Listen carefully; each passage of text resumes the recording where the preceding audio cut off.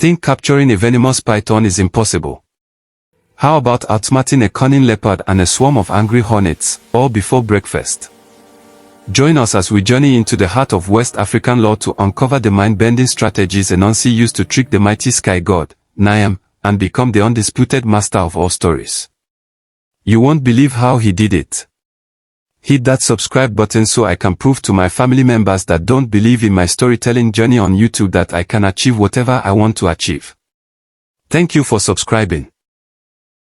In the beginning, before humans whispered tales around fires, before griots sang of kings and warriors, all the stories in the world belonged to Nyame, the Sky God. Every legend, every fable, every whispered secret of creation itself resided in his celestial vault, locked away from mortals and immortals alike. The stories were called Nyame Stories, and he guarded them with the jealousy of thunder guarding the clouds. But there was one who dared to dream of possessing them. Not a warrior. Not a king. Not even another god. A spider. Anansi. Now, Anansi was no ordinary spider. His legs were thin as moonbeams, his body small enough to hide in a calabash, yet his mind was vast as the ocean and twice as deep. He lived in the village below the heavens, spinning webs between the earthly realm and the divine, always listening, always scheming, always hungry for something more than flies and dew. One morning, as the sun painted the sky in shades of gold and crimson, Anansi made a decision that would echo through eternity. He would climb to the heavens. He would stand before Nyame himself. And he would demand the stories. His wife, also, wise and patient, watched as he prepared for his ascent. "Husband," she said, her voice like silk over stone, "what makes you think the Sky God will simply hand over his most precious possession to a spider?" Anansi's eyes gleamed with that peculiar light that appears just before lightning strikes. "Because, my dear, also, I will pay his price. Whatever it may be." The climb to the heavens was not measured in distance but in transformation. With each thread of his web that connected earth to sky, Anansi shed his earthly doubts and clothed himself in divine audacity. When he finally stood before the golden gates of Nyame's palace, the clouds themselves seemed to hold their breath. Nyame's court was a place of impossible beauty. The floors were paved with captured starlight, the walls draped with the aurora's dancing colors, and the ceiling was the very fabric of night itself, studded with constellations that told stories no mortal had ever heard. And there, upon a throne carved from a single bolt of frozen lightning, sat Nyame. The Sky God was magnificent and terrible. His presence filled the hall like an ocean fills a bowl, threatening to overflow and drown everything in its divine immensity. His eyes were twin suns, his voice the rumble of creation itself. "Anansi," Nyame's voice roared across the hall like distant thunder. "A spider crawls into my domain. This must be a day of wonders. What brings you to the heavens, little one? Have you come to spin your webs in my rafters?" The court erupted in laughter. Divine beings, spirits of wind and rain, celestial servants, all amused by the sight of this tiny creature daring to approach their master. But Anansi did not flinch. He bowed, low and respectful, but when he rose, his voice carried through the hall with unexpected power. "Great Nyame, Sky God, Master of Thunder, Keeper of the Rains, I have come to purchase something from you." The laughter died. Nyame leaned forward, curiosity flickering in his solar eyes. "Purchase? What could a spider possibly offer a god? Have you brought me moonlight I do not already own? Winds I have not already commanded? Speak, Anansi. What do you wish to buy?" "Your stories, mighty Nyame. All of them. I wish to buy the stories of the world." Silence. Absolute and total. Even the winds outside the palace seemed to stop their eternal journey across the sky. Then Nyame began to laugh, a sound like mountains crumbling into the sea. "My stories. Little spider, do you comprehend what you ask? These stories have been mine since the first word was spoken in darkness. Kings have offered me their kingdoms. Warriors have offered me their strength. Gods younger than I have offered me their very essence. All have been refused. What could you possibly offer me?" Anansi stood perfectly still, letting the laughter wash over him like rain. Name your price, great Nyame. Whatever you desire, I will bring it to you. The sky god's laughter faded into something more dangerous, interest. He stroked his chin, and clouds gathered around his fingers like pets seeking attention. Very well, Anansi. You amuse me. I will set you a price, but know this, it is a price designed to be impossible. I do not wish to part with my stories, so I will ask for things that cannot be obtained. Agree to these terms, and you agree to inevitable failure. I understand, Anansi said simply. Nyame's smile was not kind. Bring me Onini, the python who could swallow the sun. Bring me Osebo, the leopard whose teeth are knives of shadow. Bring me the Mmoboro, the hornets whose sting carries the venom of divine fury. And bring me Mmoatia, the invisible fairy whom no eye can see and no hand can hold. Bring me these 4 impossibilities, and the stories shall be yours. The court gasped. Even the other gods shifted uncomfortably. These were not mere challenges. They were death sentences wrapped in the language of bargains. But Anansi simply bowed again. It shall be done, great Nyame. As he descended from the heavens, also met him at the base of his web. She had heard everything, for in those days, the distance between earth and sky was measured more in intention than in miles.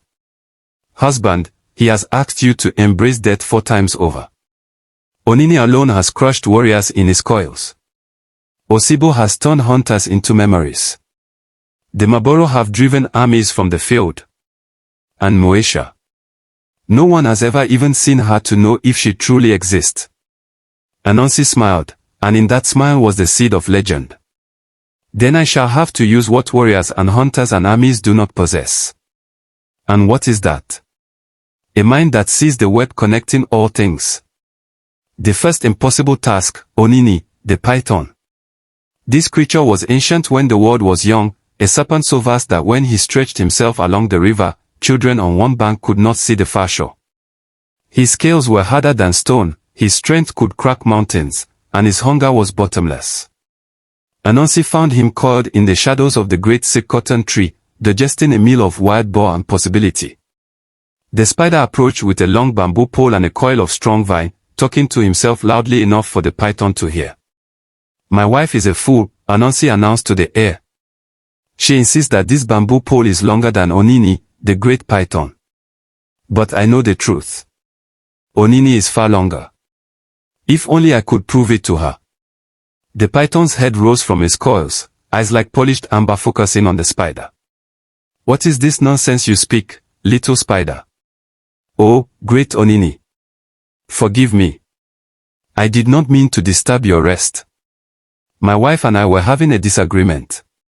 She claims this bamboo pole is longer than you, but I know you are the longest creature in all the forest. If only there were a way to measure and prove her wrong.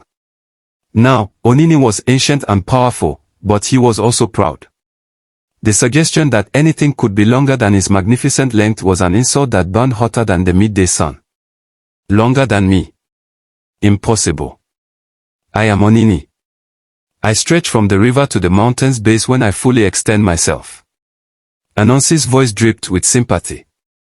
Of course, of course. I told her the same. But you know how wives can be. Without proof, she will never believe me. If only you could lie beside this pole, just for a moment, so I could see the truth with my own eyes. The python's pride swelled like a storm cloud. Very well, little spider. I will show you, and your foolish wife, the truth. Onini began to stretch himself alongside the bamboo pole, extending every coil, reaching every muscle, determined to prove beyond doubt that he was longer. And as he stretched, Anansi scurried along his length with the vine. Please, great Onini, stay very still. I must mark exactly where your magnificent head reaches. Yes, perfect. Now let me secure this vine here, just to mark the spot. And here, at your middle, to keep the measurement true. And here, near your powerful tail. Before Onini understood what had happened, Anansi had lashed him to the bamboo pole from head to tail, binding him with knot after cunning knot. The python thrashed, but the web spinner's knots held fast. Forgive me, Great Onini, Anansi said, without a trace of remorse in his voice. But Nyame requires your presence in the heavens. You should feel honored. You are the first payment for all the stories in the world. The python's rage shook the trees, but he could not break free. Anansi dragged him, pole and all, toward the base of his web to the heavens. One impossible task completed. 3 remained. The second impossible task, Osebo, the leopard. This cat was nightmare-giving fire and fang, a hunter so skilled that animals would offer themselves to his claws rather than endure the terror of his hunt. His eyes could see in absolute darkness, his claws could rend iron, and his intelligence was matched only by his cruelty. Anansi found where Osebo hunted, in the deep forest where sunlight feared to tread. But he did not approach the leopard directly. Instead, he dug a deep pit along the leopard's favorite hunting path, covering it with branches and leaves until it was invisible to even the keenest eye. Then he waited in the trees above, patient as only a spider can be. Night fell. Osebo emerged from his den, magnificent and terrible, muscles rippling beneath his spotted coat. He moved through the forest like liquid shadow, and then, the earth gave way beneath his paws. The leopard fell into Anansi's trap with a roar that sent birds fleeing for miles. When the dust settled, Osebo found himself at the bottom of a pit too deep to leap from, too smooth to climb. Who dares? The leopard's voice was mother-given sound. Who dares trap Osebo? Anansi appeared at the edge of the pit, small and vulnerable above the furious predator. Great Osebo. What terrible luck. You have fallen into a hunter's trap. But fear not, I will help you escape. The leopard's eyes narrowed with suspicion. You? A spider. How? I will lower this bent tree branch down to you. Climb upon it, and I will release it, and the spring of the wood will throw you free from this pit. Osebo, desperate and enraged, had few options. He leaped onto the branch Anansi lowered. But this branch was no ordinary wood, it was covered in the spider's strongest silk, sticky and binding. The moment Osebo's paws touched it, he was caught. Anansi released the branch, and instead of springing free, it swung the leopard upward where Anansi wrapped him in layer after layer of web, until the mighty predator was cocooned like prey. Forgive me, great Osebo, Anansi said, but your claws are needed in the heavens. You should feel honored. You are the second payment for all the stories in the world. 2 impossible tasks completed. 2 remained. The third impossible task, the Mmoboro, the hornets. These were not ordinary insects. They were fragments of divine anger given wings and stingers, a swarm that had once driven an entire army into the sea. Their nest hung from the highest branch of the tallest tree, and their fury was legendary. Anansi approached their tree with a calabash filled with water. He began pouring the water over himself, drenching his body until he appeared to be soaked by rain. Then he took a large leaf and held it over his head like an umbrella. He called up to the hornet's nest, brothers, sisters. The storm comes. I have taken shelter under this leaf, but your nest will be destroyed by the rain. Quickly, fly into my calabash, and I will keep you safe and dry. The hornets, seeing this spider drenched and sheltering under a leaf, looked at the sky. Dark clouds did indeed gather on the horizon. Their minds, filled with the single-minded purpose of protecting their queen and their nest, saw only the logic of Anansi's offer. Quickly, Anansi urged. The rain comes faster. Into the calabash, all of you. The swarm poured into the calabash in a buzzing river of wings and fury. Thousands upon thousands of hornets, seeking safety from a storm that existed only in Anansi's words. The moment the last hornet entered, Anansi sealed the calabash with a tight-fitting lid. The enraged buzzing from within could have been mistaken for thunder. Forgive me, brothers and sisters, Anansi said to the sealed calabash, but your fury is required in the heavens. You should feel honored.